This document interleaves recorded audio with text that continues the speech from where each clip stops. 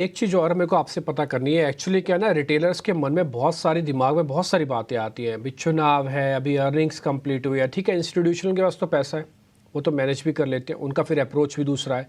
लेकिन रिटेलर्स थोड़ा फंस जाता है मल्टीपल न्यूज़ होने की वजह से। तो मैं ना आपसे छोटी सी एक रिक्वेस्ट करना चाहता हूँ, अगर आप उसको मान लें तो बड़ी हेल्प हो जाएगी। और ये headlines kind of an question है।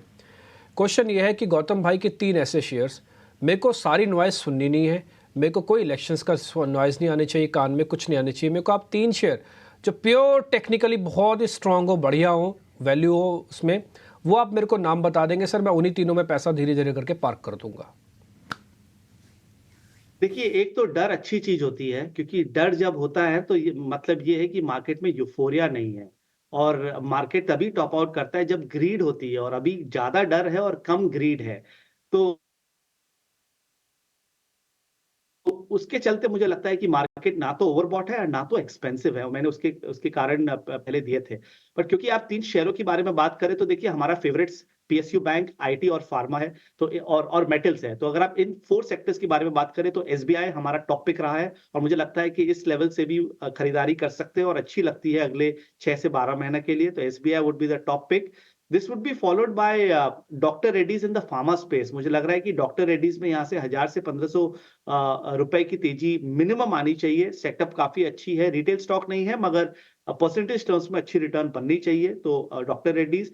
और अगर मेटल्स में रहना है, तो मुझे लगता है कि नैल्को और सेल में बहुत बड़ी अपॉर्च्युनिटी है। ये दोनों स्टॉक यहाँ से आपको 25 से 30% की तेजी अगले 6 से 12 महीनों में दे सकते हैं। अंडर ओन्ड है, पीएसयू का एंगल भी है, मेटल्स का भी एंगल है, और चार्ट्स गजब के हैं, और फंडामेंटल्स तो अच्छे हैं ही हैं। तो ये जो 4 नाम मैंने आपको दिए, हमारे हाई कन्विक्शन बेट्स हैं, और मुझे लगता है कि अगले 1 साल में अच्छे करने चाहिए। ओके, पर गौतम जी, पीएसयू पैक से कोई और स्टॉक जो कि आपको पसंद आता हो, या फिर एक वर्ड ऑफ कॉशन जहाँ पे आपको लगता है कि वैल्यूएशन, जहाँ पे लगता है आपको मूवमेंट जो है वो ज़्यादा स्ट्रेच हो चुकी है? क्योंकि जैसा कि हमने देखा कि आप बोल रहे हैं कि जो स्मॉल और मिड कैप पीएसयू स्टॉक्स हैं उनसे आप थोड़ा सा बचें। एसबीआई हालांकि आपका फेवरेट पिक है, नाल्को और सेल आपको पीएसयू काउंटर्स में पसंद आ रहे हैं, पर इसके अलावा कोई और स्टॉक? और ओवरऑल पीएसयू को लेकर आपका क्या कहना है? यहाँ पे एक सिलेक्ट अपॉर्चुनिटीज़ की तरफ जाएं, या फिर जिस तरीके की हमने तेज़ी ऑलरेडी देखी है अभी भी वो बुल रन कंटिन्यू हो सकता है?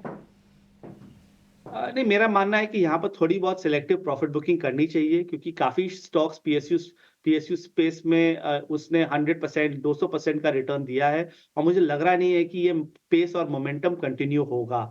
तो कुछ शेयरों में प्रॉफिट बुकिंग कीजिए, पीएफसी, आरईसी, ओएनजीसी जैसे शेयरों में थोड़ी बहुत प्रॉफिट बुकिंग कीजिए, और दूसरे शेयरों में जाइए जो उतना चले नहीं है पिछले 6 महीनों में। तो मुझे लगता नहीं है कि पीएसयू शेयर में इस लेवल्स पे बड़ी अपॉर्च्युनिटी है।